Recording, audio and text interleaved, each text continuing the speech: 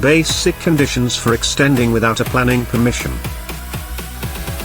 There are 3 primary conditions for extending your house without permission. Have you or any previous owners extended the house since 1948? You cannot extend a house without planning permission if it has been extended before, either by you or its previous owners. This rule covers extensions made since the 1st of July 1948. Is your house listed or on designated land, conservation area?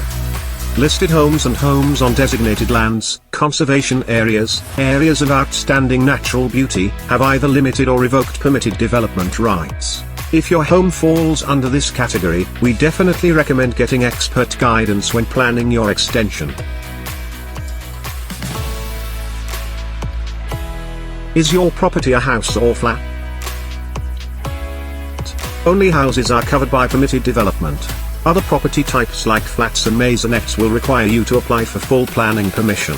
Also, note that if your house has been converted in the past, it may not be eligible for permitted development rights.